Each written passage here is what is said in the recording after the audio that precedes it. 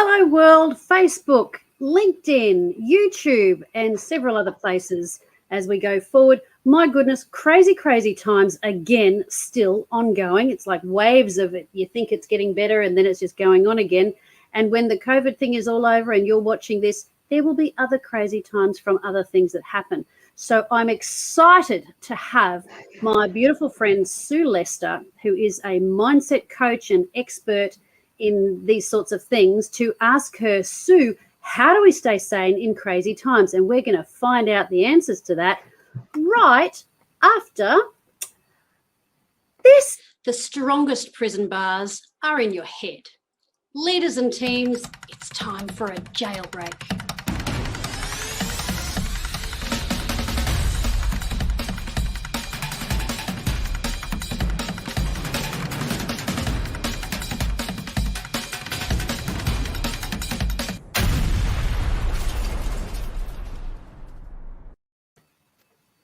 And here we are back again. Wow, very good. These are the times.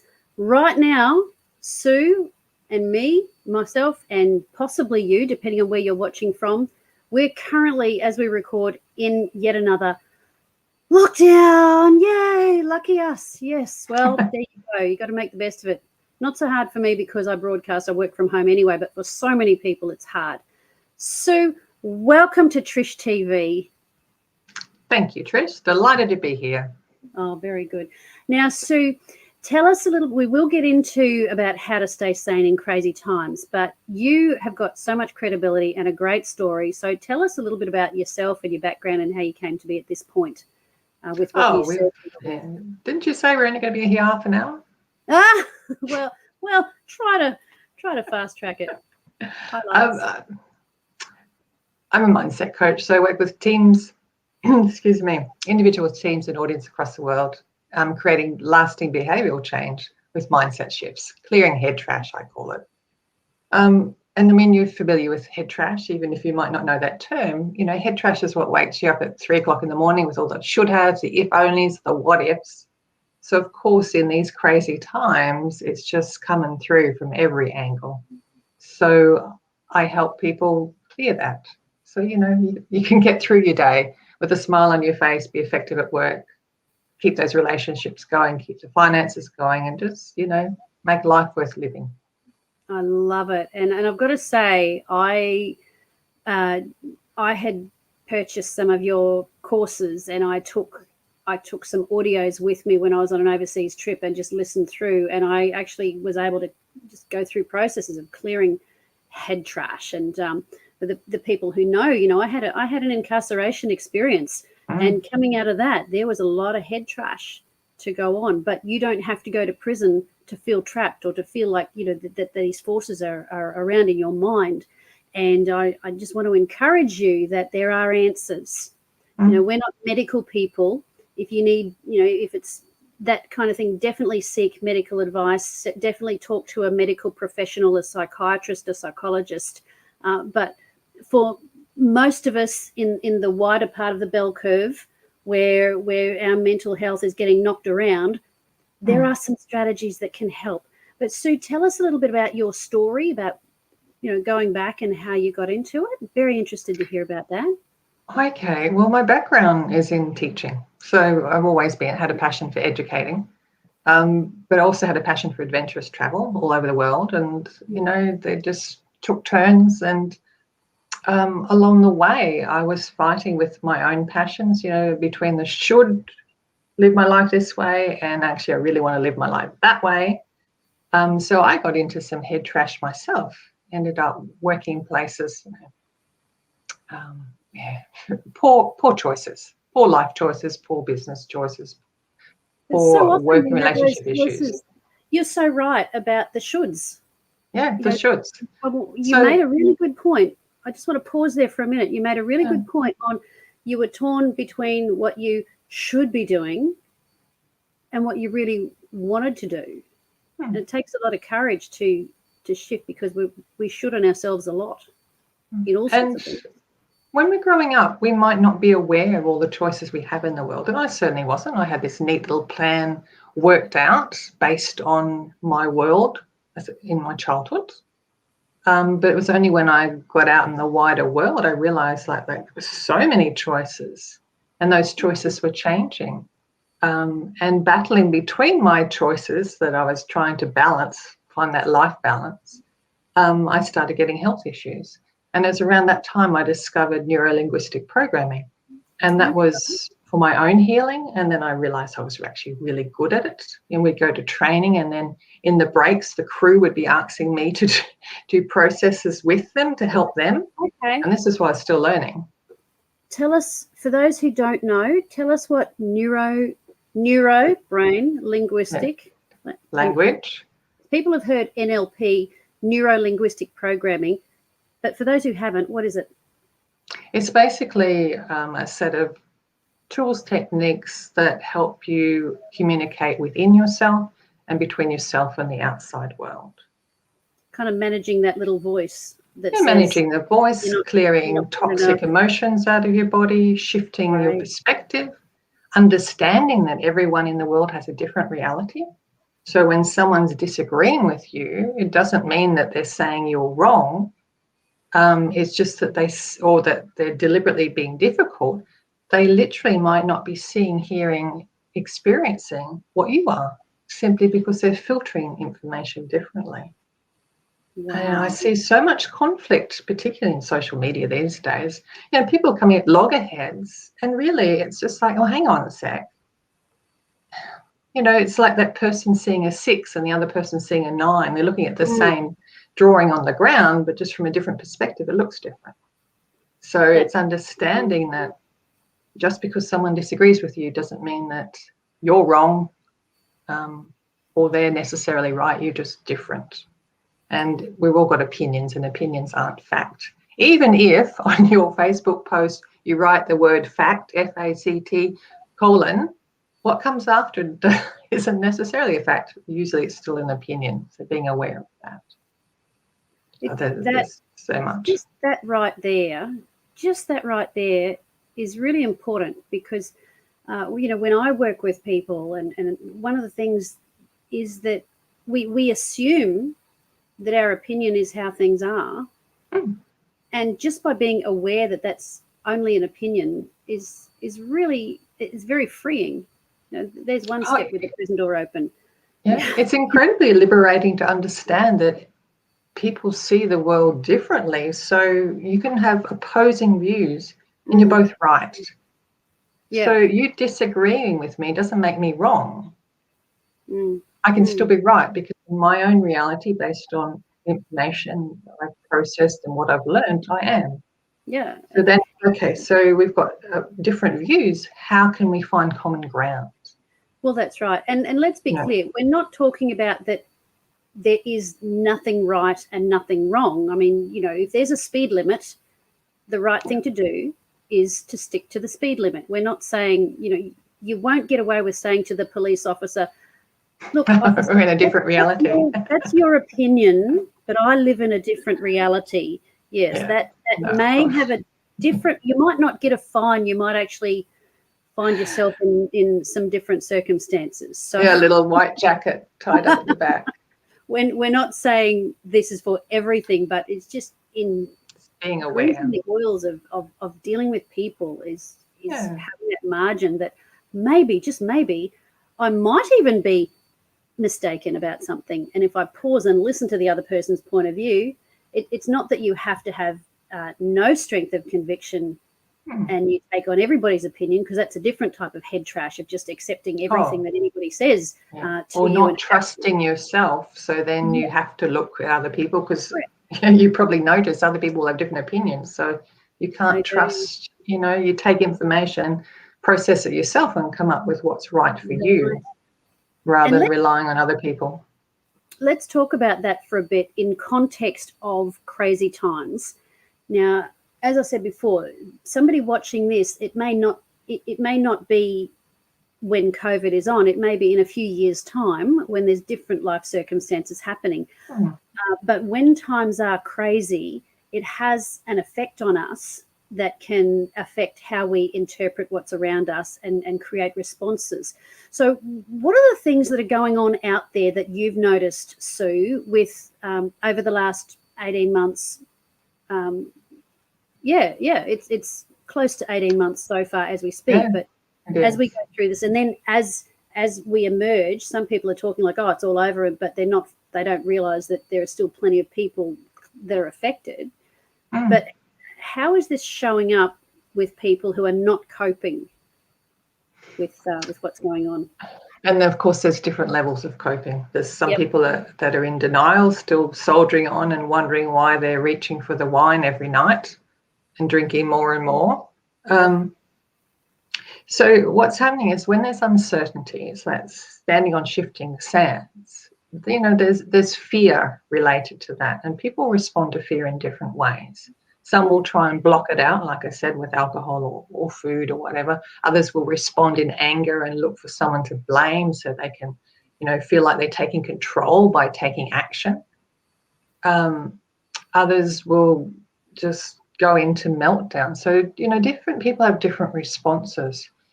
So it's coming back in times of uncertainty, it's coming back to what is certain, what you have control of, and being aware that your life is actually moment by moment. So if you can bring yourself... Just a second. I just want to pause there for a minute, because whether times are crazy or not, you just said your life is moment by moment. And so rather than all of this, just come down to, because right here, right now, this moment is the only one that's actually real. Wow. You know, what's happened before is in the past, doesn't exist anymore except in your memory. And what's ahead in the future, well, that doesn't exist yet either except in your imagination. So right here, right now, this is the only moment that's real. So that's why it's so important what you're thinking, feeling, doing, deciding, the meaning you put to what's happening right here, right now. That's what actually then creates your future. And that's why when you might hear people saying, well, live in the present, that's what they're talking about. This is real. So what you do and think and feel here matters. So if you want a happy life, well, you make this moment happy. And then, you know, the more happy moments you have, the more they string up to a happy life. There's no such thing as 100% happy life because, you know, it's life. People we love die. Things happen. You know, you can't, if you're 100% happy, there's something seriously wrong with your connection to reality, basically. So the important in terms of uncertainty and fear building up, and of course as fear builds up, it becomes anxiety. And if you're really good at doing anxiety, you'll end up with panic attacks. It's coming back to right here, right now, are you safe? Now, if you're not safe in terms of threatened by someone physically, or you need to get out of there. Yeah. Otherwise, it's like, okay, breathe, I'm safe. And just come back to now. Because a lot of the time, people out there in scary futures and uncertainty. So come back to now, look around you, ground yourself in the present and think, well, okay, so what's my next step? What do I need to move forward, still feeling safe? What can I do to help myself? Finances, relationships, health, what do I need to do? But it's coming back to the present where you are safe and then moving forward from there. Does that make sense? That's really powerful, because I've been there several times where it just feels like there's just so much going on, and you know the panic attacks are looming, and I wished I'd had what I've learned since, but you know we always wish we knew then what we know now. But that moment in time, you know, everyone who enters the world must exit eventually, and all we have is now. Now, that doesn't mean that you don't plan for the future and you don't save money and those sorts of things. But in terms of your emotional well-being, are you safe? If not, are you safe? Move. But most of us, most of the time, are in the middle of that bell curve, where most of it is our perception of and worrying about what has not yet happened. Exactly. So good. Yeah. No, and our body tells us when that's happening. So if your heart's beating faster than it should, if you're feeling any pain, any tension in your body, that's a sign for you to pay attention and just check in. Okay, so where's my head? Am I back there in the past, reliving arguments, fights, doing the what I should have done? Or am I out there in the future doing the scary what ifs? Where am I? Like, where's my head? And then come back to now. So how do you, when the past is tormenting you and it's not something you can do anything about, and you think, I need to stop thinking about this. It's like, I need to stop thinking about a pink elephant, and it's just there. What can we do to make ourselves, to capture that and make ourselves stop thinking about that thing that is just plaguing us, and to come back? By force of will, you can't just stop thinking about, as you said, stop thinking about a pink elephant. And I do a lot of work with clients about processing what's happened in the past, getting rid of the guilt, the anger, just getting them to a place where that's cleared. It's no longer an issue. Yes, it happened. But people can get locked into the past, and that is actually destroying their present and their future. Yeah. It's giving power, even more power, to the perpetrator if that's a situation where someone did something to you. Some people are locked into that because of their feeling guilt or shame. So I help people work through that, and NLP is one of the modalities I use. I use hypnotherapy, I use multiple brain integration technique. So I've got lots of things to play with to help people clear their brain, shift how they're thinking, feeling. So the past is simply the past. It's finished with. You've got some learnings that you can apply in the future to make sure it doesn't happen again. But you actually leave it behind you where it belongs. And that way you can move forward. That's excellent. It's like your metaphor about the jail. It's like giving yourself the key to unlock and let yourself out of jail. Yeah, and particularly if there's a perpetrator involved, because if they, spoilt your past, you don't want them spoiling your present or your future as well. And only you can control that. You take back your personal power. So I do work, personal power is about taking full responsibility for what you're thinking, feeling now and into the future, leaving the past where it belongs. Yeah. It's like what they say about forgiveness, that it's not really for the other person. Oh, absolutely not. I have a personal belief you don't need to forgive anyone except yourself, because you're the only one that's still allowing it to cause pain in your life. And until you forgive yourself and move on, it's just going to keep happening. That's right. Even if it's something that's not your fault, if it's something that someone did to you.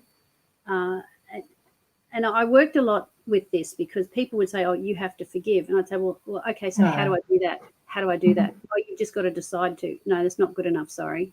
I can't just decide. And I learned some techniques, and I learned how to view the situation differently, so that it didn't hurt anymore. And sometimes people get forgiving and condoning mixed up. Don't they? Yes. They're two separate things. But and that's where I came to that conclusion. You only need to forgive yourself, because I had people that no way would they forgive that person for doing those horrendous things. And fair enough. But they can forgive themselves for not speaking up, not running away, not doing all those things that as an adult they feel they should have done when they were little and didn't know any better, So that's a complicated thing. But coming back to what you were talking about before, about how things are showing up. Throughout life, you're sowing seeds. You're sowing seeds financially, with your career, with your health, with your relationships. And what I've really noticed, particularly our first big lockdown last year, and I mean, I acknowledge that people in countries all over the world have had extended lockdowns. In Australia, Victorians have had so many more lockdowns than we have here in Queensland, and for extended periods of time. But what I really noticed with clients I work with, ones that I'd worked with, long-term clients, or ones that I worked with ages ago, they were actually dealing with it fairly well. Okay. New people were coming to me, and because basically whatever you had before you take into lockdown intensifies. So if you had a loving relationship, well, it intensified. It became more loving. If you had a really good relationship with your kids, that intensified. If you had a good health record before, that continued. Whereas if you were just, in your busy life, just pushing aside relationship issues, or I'll worry about that money later, or the kids, just switch the screen on, I don't care, just give me some peace with your kids. Then when you go into lockdown and it's just intensified, it just magnifies. So any issues you had are really right there in your face. So the biggest learning out of this is, okay, if you've got things happening that are right in your face, and it might be about relationships with work colleagues, there's so many different aspects of our lives. It might be the fact that you're really relieved that you don't have to visit your parents because you can't. That's a learning sign there too.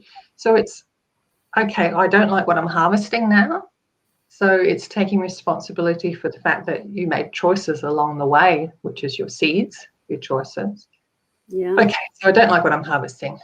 What do I want to harvest in the future? What seeds can I plant now and look after? No good planting a seed and abandoning it. You have to nurture it and help it grow. But what can I do now so, in the future, I have a different harvest? A more loving relationship, a better career, more financial stability, a more respectful relationship with my kids, whatever it is, or better health.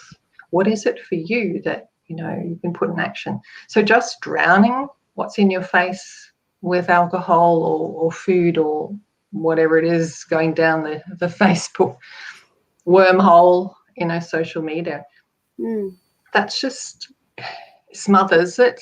It doesn't heal it. And you'll just carry it around with you. Yeah. So, it's not going to go away. You just carry it around with you. And when it comes to kilos, literally carry it around with you until there's a point in your life where it will jump up again and say, hey, okay, deal with me now. Yeah. So it's really important that you deal with it, get help to deal with it. Like, you're not expected to do it all by yourself, particularly if you haven't done the study, don't have the skills or techniques to do it. But, get help for it, and at least it starts with that awareness that you can do something about it. You're not stuck.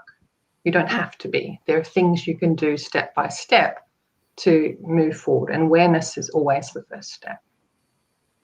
Yes, it is. It is.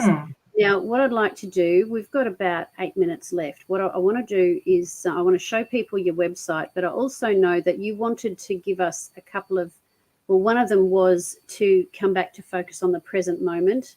And if there are any other techniques you can leave with us that people might be able to implement today. And in the meantime, that's great. But I also want to visit your website. So we're going to have a look here and show us. I'm also going to turn off my branding, my overlay. And okay, now, so can they see that on the screen? They can. Let me see. I'm just putting your website down. So this is SueLester.com. Now, Sue, where would you like me to? So this is okay. So so that's the front. If you scroll down to where you were, actually at the top there's a store. Those audios that you referred to, my book, which show us your book. Show us your book to you, just next to your right. Yep, that's great. The Face Within: How to Change Your Unconscious Blueprint, DIY Head Trash Clearing. So that's there. It's also available as audio book, PDF, ebook. Right. You've got, there's the Face Within here. So it's there. There's also self-forgiveness, learning self-hypnosis, so you can reprogram yourself.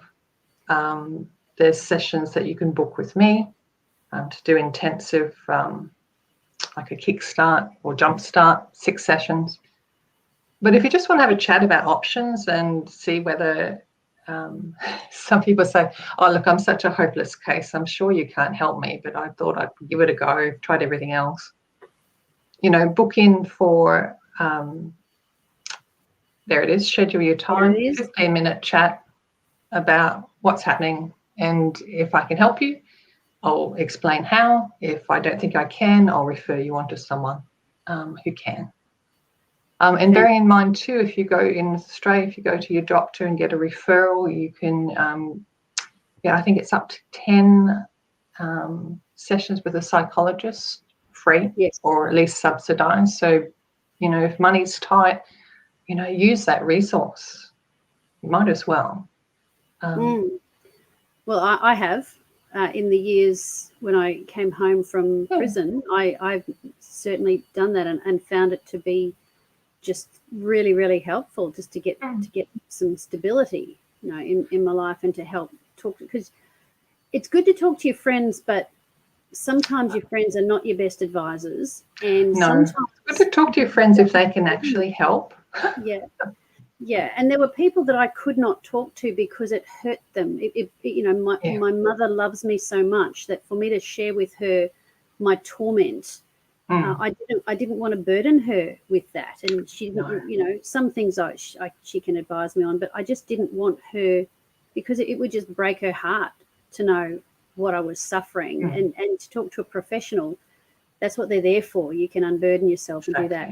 And then not be non-judgmental, and that's what I see with in terms of managers that are coming to me, or in leadership roles in business. They're exhausted because they have to put on everyone at work's depending on them to lead the way and be strong and resourceful. And then they get home and their family's relying on them to be strong and resourceful, and then they've got no one to talk to, and they're just exhausted. It's just too much. Right. And that's where it goes into a meltdown. So Speaking of professionals, Sue is a professional speaker as well.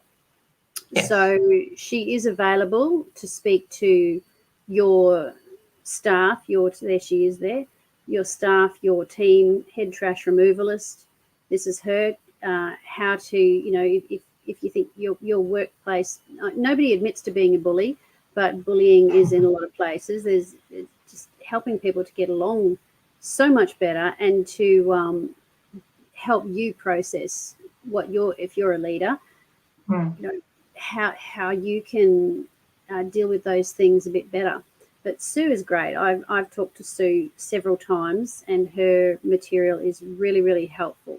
So, so here we go. We've got keynote speaker, breakout sessions, MC, in-house training, retreats.